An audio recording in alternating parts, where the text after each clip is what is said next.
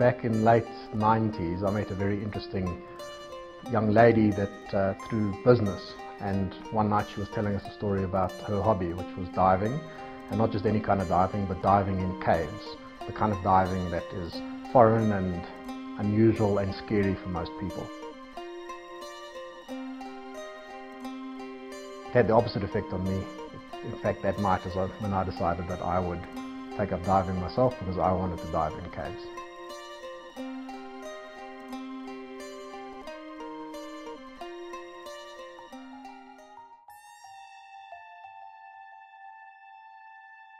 About 5 years later, Verna, that same young lady who got me interested in diving, called me up and said that she wanted to break the women's scuba deep diving record, and that she needed a team of support divers to accompany her on the dive and provide assistance. I was excited, thrilled that she'd thought of me. Of course, at that stage I was completely unqualified to do that kind of diving, and that started a 2 or 3 year journey for a group of us, where we accompanied Verna on her first really deep dives that eventually ended up being the 221 meter dive in October of 2004, where she broke the women's record. And for some of us that meant learning a whole new style of diving, training in technical diving, mixed gas diving, how to dive in caves, just so that we could be there to support her in her world record attempt. So the plan is for Saturday to do the deep 120, and then Sunday's a rest day. So basically Sunday, then we're just going to make sure the final plan is in place. On Saturday we've got to put the deep trimix in, which is a 120 trimix in. So it'll be quite a good practice dive. You're going to be doing that dive, hey Derek? Yeah. Because I want to go down with all of my stages so that I can simulate, because I want to take an extra cylinder this time, which is a 12 litre. So I'll have 3 stages on me, which means I might be slow descending. So that I want to practice that. We'll do the dive on a Monday. The dive at the moment is 6 hours, so we've got to be in the water by 9. I've got to descend by 9 o'clock, so it's going to be a really early start. So we'll start at about, I will try to get to the water at least by 7, and I leave the main place at 7. So. We've done it before, but that's not the point, Joseph. It takes forever, and it just means that we're not going to make the dive on the Monday. And Don's only arriving on the Wednesday, you know, so... We've got to fill 12 nitrox cylinders. Can't believe they're doing this. How are you? For the world record dive, I had a couple of roles. I was effectively the unofficial manager of the team. I helped Verna with a lot of the logistics in the build-up and the planning, dealing with sponsors, organizing vehicles, and preparing in general for the dive. And then on the day of the dive, I provided 100-meter deep support, which meant that I did a 100-meter dive myself and met Verna on her ascent to support her for part of the journey back to the surface. So it was the result of years of build-up, but the actual focused preparation for this single event, the single record-breaking dive, took between 4 and 6 months, which was a combination of dive training, where the group of us, Verna and the support divers, would go away regularly every second weekend and practice, where we would simulate the dive just at lower depths, so shallower depths. So that was one big part of the preparation. We had to acclimatize ourselves, we had to get used to working together as a team, we had to establish the type of communication underwater that would allow us to minimize the risk and to be able to take care of any eventualities. Parallel to that, there was a lot of logistical preparation as well. A dive like this requires tons of equipment, dozens of high volume bottles of gases that we used to prepare for the dive. We didn't have the funds, Verna didn't have the money to do that, so we had to acquire sponsors for transport, for gas, for medical, and other logistics. So there was a whole effort in terms of putting together the equipment needed and getting that all arranged in time and transporting it down to the venue. At those depths, in fact at depths deeper than about 50 meters, there's a problem in breathing the air that we take for granted every day. The air is made of nitrogen and oxygen, and both of those gases start to have some negative effects at pressure. The nitrogen becomes narcotic and can influence and impair your judgment, a bit like being drunk. They talk about the martini effect. And oxygen, in fact, becomes toxic. And at depths greater than 60 meters, you run the risk of a real oxygen toxicity event, which can be severely damaging or even fatal. So to eliminate the negative effects of both the oxygen and the nitrogen, we replace significant portions of the breathing gas with an inert gas, helium in our case. And at depths of 100 meters and deeper, the gas is predominantly helium with very small portions of oxygen and nitrogen. And for that we required large volumes of medical grade helium that was safe to breathe. We never got to weigh the load, but between all those cylinders, the compressors, and each individual diver's personal equipment, there must have been 5 or 6 tons of hardware that had to be collected. In fact, it was stored in my garage at my home in Johannesburg, where most of us lived. And from there we loaded it up into the sponsored vehicle, which took us all the way on the 600-odd kilometer drive to Bushmansgat in the deserts of the Northern Cape. I'll see you guys on Saturday morning. More enthusiasm, please. So we set off early one morning in a convoy from Johannesburg, and after we were outside of the city limits, the large part of the journey is through beautiful landscape, getting more and more arid as we get closer to Kuruman, the nearest large town, to the farm where the cave is situated. We were entertained in Kuruman by a lively group of traditional African singing and dancing, and that was our kind of welcome. Almost those sounds became a little bit of a theme song for the dive and the African experience that we were going through.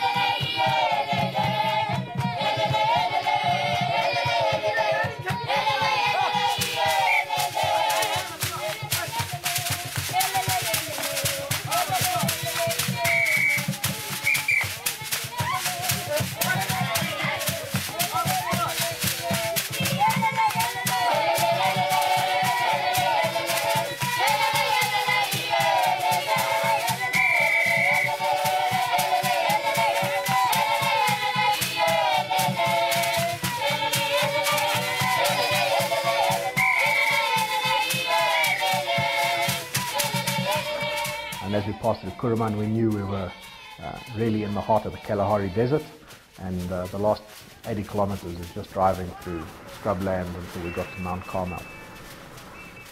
The final planning and arrangements for the dive actually all happen on site at the farm, where we have a really tough challenge. The entrance to the cave is in a sinkhole, some 80 meters below ground level, and that's the closest we could get the vehicles.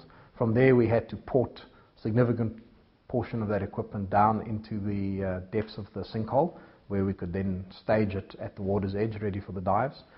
We set up a compressor and the large volume cylinders at the top of the cave system, and we ran high pressure hoses down the cliff face so that we could refill gas cylinders remotely. We had a radio system so we could communicate to the top. So there was a good few days of ground logistics in terms of preparing the equipment. We also had a couple of days of preparatory dives, during which we had to install a shot line, a rope from the surface through the entrance of the cave, on which we would hang the staging cylinders, the spare gas cylinders, emergency reserve gases for the dive, and a second line that Verna would use to guide her descent, and that was accurately measured to the target depth of 221 meters, and with a tag attached at that depth that she would be able to retrieve as some evidence that she'd reached the required depth. This is my head's being done in the back. Tag was signed this morning. There's Andries and Debbie van sale. We're going to put it now on 221 meters on the main shot line, and Verna to take it off on a dive.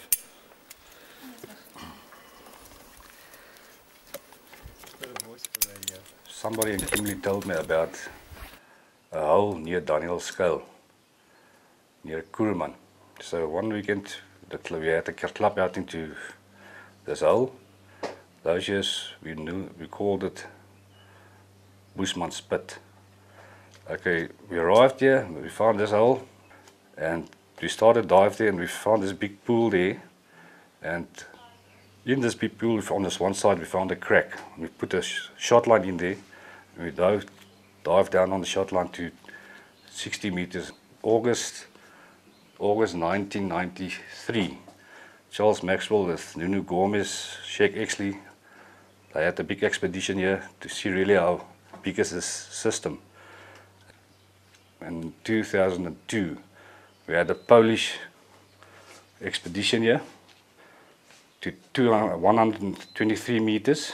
So on this stage, we're going to do Werner's world record to 221 meters during this week. For a body of water that is one of the largest inland underground bodies of fresh water, it has a disappointingly small surface area, a couple of meters across, generally covered with a bright green algae-like growth. From there, 2 or 3 meters below the surface is a narrow 1 meter wide opening through which all the underwater equipment and the divers must pass, into a 40 meter deep chimney that slowly widens out, and as you come down you go underneath the ledge and this inky blackness just opens up in front of you, and if you look down there's nothing until you get to the bottom some 270 meters further down. The lights that we carried are completely incapable of illuminating the size of that cavern. This cavern is big enough that one could stand a building like the Eiffel Tower up in it easily and it wouldn't touch the ceiling, or we could take 4 or 5 of the Soccer 2010 World Cup stadiums, the Calabash in Johannesburg, pile them on top of each other, and they would probably all fit comfortably inside the main cave. So again, we only really realized how deep Werner would be going when we took the shot line that you would be using and we rolled it out along the farm road. And it was quite amazing. First of all, it took a long time to walk that roll of rope and lay it out in a straight line. And then when you stood at the one end of it and looked to see how far away and how small a figure was at the other end, you got some sense about just how far from the surface Werner would be going on this dive. And we did that to, first of all, make sure the rope was in good order, and secondly, we wanted to see how far it was. One of the most challenging things for the support divers is installing the shot lines into the cave. The first bit's easy. You lower the rope down through that little entrance, and thereafter divers have to take it down at about a 45-degree angle underneath the lip of the main cave, where we inflate a large plastic drum to act as an anchor point, and from there we hang a steel loop, and we use that as a drop point to lower the line straight down for the rest of the dive. That's quite a tricky, dangerous exercise underwater. That rope represents one of the worst dangers for diving in an enclosed space, entanglement, at reasonably strenuous depths of 45 meters and lugging heavy equipment around and installing it. So the support divers had their work cut out on the first couple of days with tasks like that. Dave, has anyone ever called you Donkey? Donkey, yeah. Among other things, yes.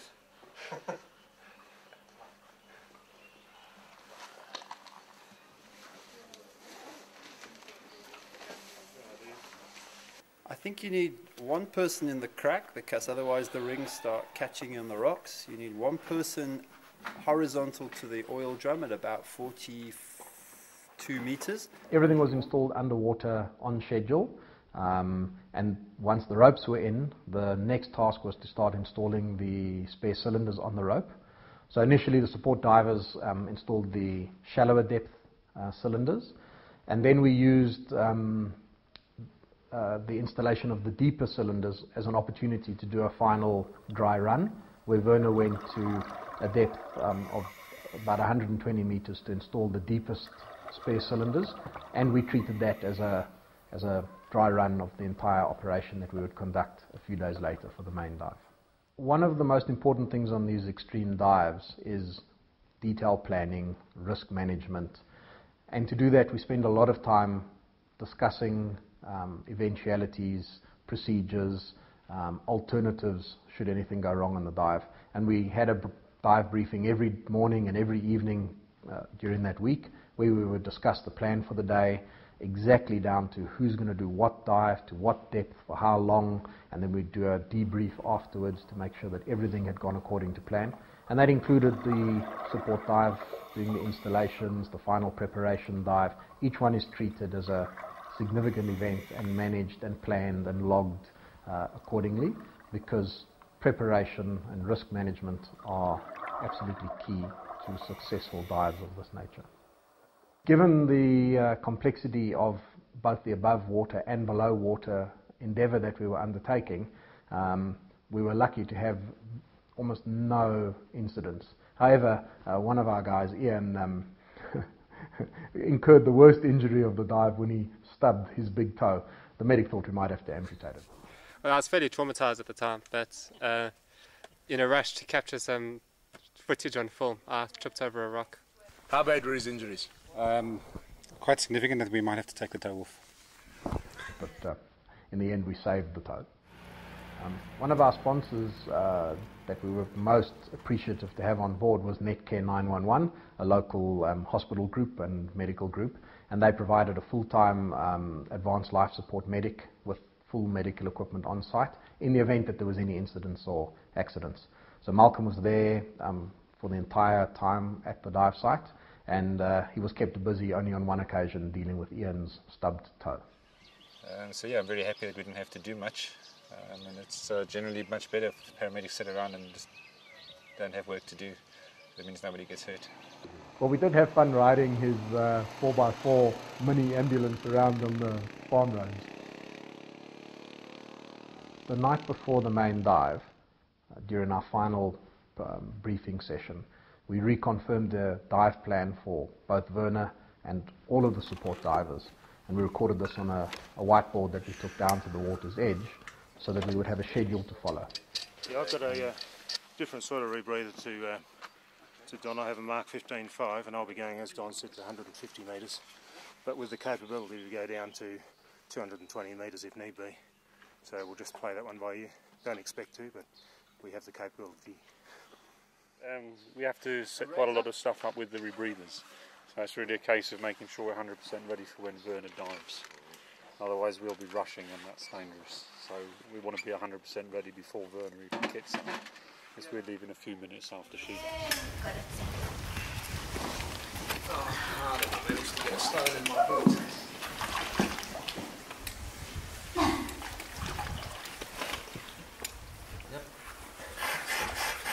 Yeah? I've got sticks inside my dry suit. Yeah. Well, that seems to kind of wonder how it was possible. Eh? Suit inflator is on.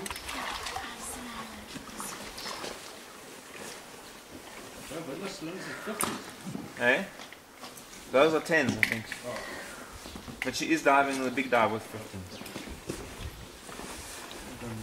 Hey.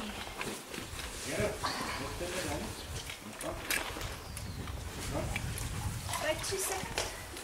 Exactly these tightness.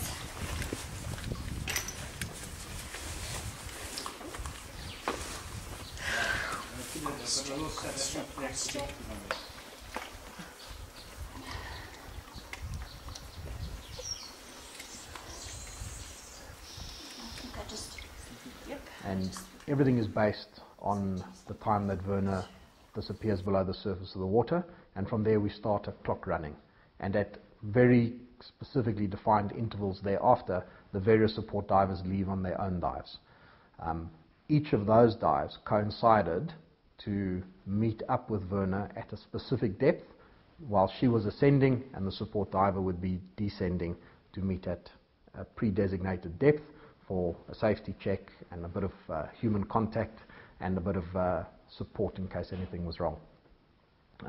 There were divers meeting her from as deep as 150 meters, all the way up to people keeping her company for the hours that she spent at 3 meters doing her final decompression stop. The descent is relatively quick. The time from surface to full depth of 221 meters was scheduled for 12 minutes, and Werner did it in just under 12 minutes, which is the safe thing to do, is to be there slightly ahead of schedule. So after the relatively quick descent of some 12 minutes to get to the target depth of 221 meters, Werner started on the 9-odd-hour decompression journey back to the surface, with short 1 and 2 minute stops from as deep as 150 meters up to numerous shallow stops of up to 2 or 3 hours prior to getting to the surface. The water in Bushmansgat is in many ways an idyllic 18 degrees Celsius year round. It's insulated by the rock, and for a short dive 18 degrees is a relatively pleasant temperature to dive in. For exposures of 8 or 9 hours in the water, hypothermia is a real threat. So to combat that, we dive in dry suits with double insulation, and in fact Werner was wearing a battery powered heating system underneath her dry suit to fight off the effects of the cold water. And even with all of that protection, she lost a couple of degrees of body temperature by the time that she surfaced, which is again a typical risk on an extended dive like this. Some deep divers like a lot of interaction, a lot of entertainment almost, and company on their deco. Werner wasn't like that. She used to get into a meditative state. She was aware that the support divers were there, but at her request we hung back and we just observed, and if she called for us or requested anything, then of course we were there to help out. And Gareth found an old-fashioned full-face diving mask that probably dates back from many decades ago, and used that on one of his support dives. He took down some little funny toys and other things in a bit of an attempt to get a laugh out of Werner. Where's the fairy thing? Testicles, 1, 2, 3. Testing. Are we on? Knock, knock. Who's there? Gestapo. Gestapo who?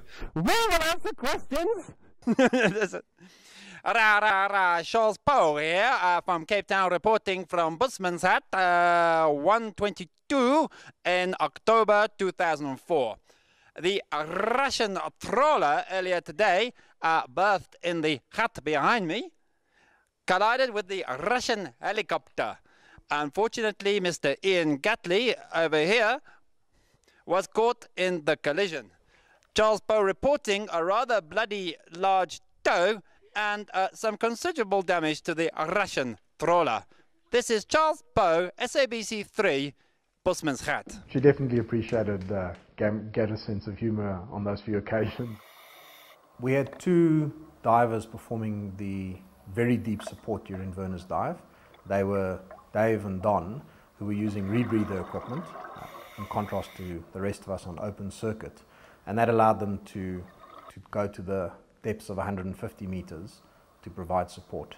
For them, those dives were also preparation for a dive of his own that Dave was planning for a few days later, where he aimed to get to the bottom of the cave, a depth of over 270 meters.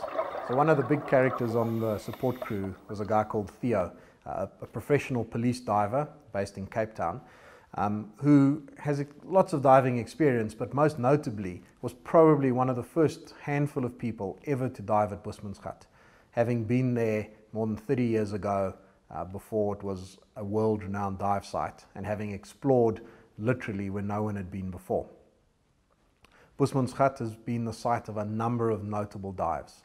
One of the pioneers in deep cave diving, Sheikh Exley, made a trip to South Africa and laid a rope line around the perimeter of the cave, which is known as Sheikh's Line.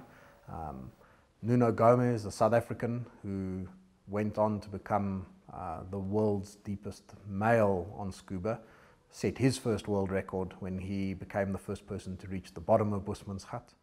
Unfortunately, Bushmansgat has also been the site of 2 fatalities. The first, a young diver called Dion Dreyer, who drowned there in 1994 and whose body was not recovered. And the second, Dave Shaw, who was part of our dive team, who died the following year in an attempt to retrieve Dion's body, which he had discovered from the bottom of the cave.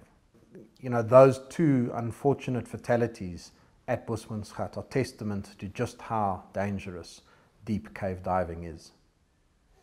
She's got 18 minutes to go. And then she's out.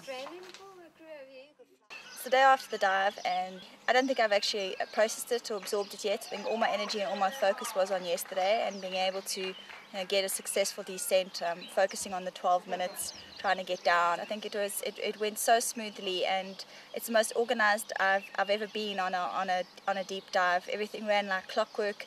I was early on my descent, which was really, really reassuring, because there are two things that I worry about: is not having enough time to get to my depth, and the other one is not having enough air to do my dive. I had more than enough gas supply. We met the two rebreather guys at 150, which was really pleasant. It was just a very, very good dive. On these dives, sometimes I get beset by nerves and I don't really calm down and I don't really enjoy the dive. And this dive was the first time I've actually been free of that and been able to go down and enjoy the moment and be in the moment, not be consistently worrying about what could go wrong, what might go wrong, and what the consequences of the dive were. So for me it was exactly what I think I've been trying to aim or to get to, is to be able to have the control and to be able to ignore all the possibilities and the outcomes and the consequences, and then just actually really enjoy what it is I'm doing. Gareth, there's a It's a bit tedious towards the end. A bit cold. Oh, my throat.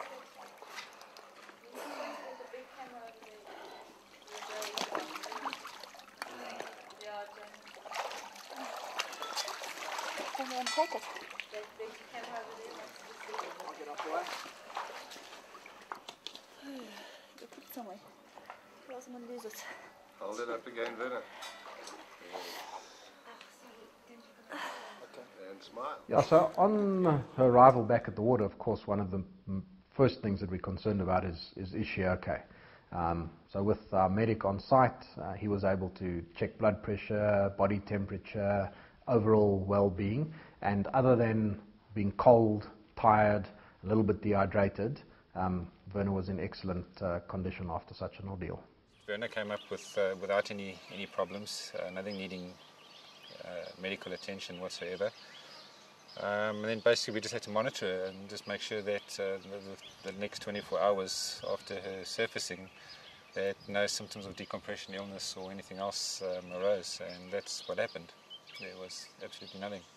I think the highlight of the dive was when I got past my 185 meters or 186 meters, which is what I did last time, and then gradually I had sort of 3 milestones marked in my head. One was going deeper than I went last time, and then the other one was breaking 200, and then there was a point on the shot line I was descending where I got told if I made that point I'd actually broken the women's world record, and then it was just a matter of reaching my actual goal depth, which was 221 where the tag was. So for me it was pretty much getting down there, and I was a little bit concerned that I would not have the courage, or I'd chicken out on the way down and turn around and come back. But it went so smoothly, and I picked up the tag, and I think when I picked up the tag off the line and I attached that to myself and I came up and I met my rebreather divers, my deep supports, I think that for me was, I was having a lot of fun, and it just felt like I'd done something at that point in time.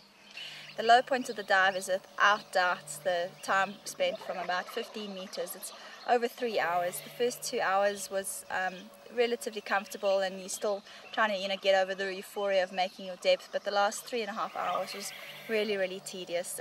I started to get uncomfortable, and the dry suit started to squeeze, and you've got this heavy weight on your backs and a weight belt digging in your hips, and my mind starts to get very irritated. It doesn't want to be there anymore, it wants to be outside, and it feels very confining, and so it takes quite a lot of willpower just to calm myself down, and so basically you grit your teeth and you count your breaths and you just try and zone out as much as you can, and just that time will pass, and before you know it you'll be out the water. You've just got to get through the next 5 minutes. So you break it down into 5-minute portions, and you just sit there. You don't really have much of a choice. So yeah, that's the tedious part of the diving. At the end of a dive like that, it's a huge mixture of relief and excitement. Relief that nothing's gone wrong, and excitement that she's done it. I mean, she brought the disc up, she held it up, we could all see that she'd reached the required depth. She had the proof of it, and the whole team was excited. She was excited. So now today it's almost like I don't have anything to think about and do. So it's quite refreshing actually. I feel very much like not that I've closed a chapter in my life, but that I've accomplished something, and that I'm free of whatever was driving me to do that, and that now I can start to focus on other things and do other stuff. So it's a sort of a bizarre place for me to be, without having this consistent focus of trying to get this dive done. The dive was special in many ways. I mean, it was absolutely the deepest absolute depth underwater by a woman. It was also a dive at altitude, which increases the complexity of the dive, and it was the deepest dive in an enclosed body of water like a cave. This was a dive that many people were skeptical could be done. In fact, some of the members of the South African dive community were openly critical of Werner's attempt to do such a dive, and yet against that general sentiment and in defiance of the real odds, dives of deeper than 200 meters are extremely dangerous. Very few of them have been done by men, only one by a woman. Many of those men are no longer with us, having died either on those attempts or in subsequent diving accidents. And here we were, a small group of South Africans who safely saw our diver to 221 meters back up to the surface with no incidents whatsoever. I had to fight every single step of the way just to keep from giving up, but I made it. And I cannot describe to you that feeling of intense freedom and liberation and joy that came from that experience of stepping into my fear and trusting myself and winning. So 8 years on, to the best of our knowledge, no one has even launched an attempt to beat any one of Werner's records. We express the same things, but with different words. We acknowledge the same curve, and those might have hurt. It's like the last line you draw to remind a past time. A fast-minded feeling of freedom, please to be recognized. And I can hear your doctors calling from here to say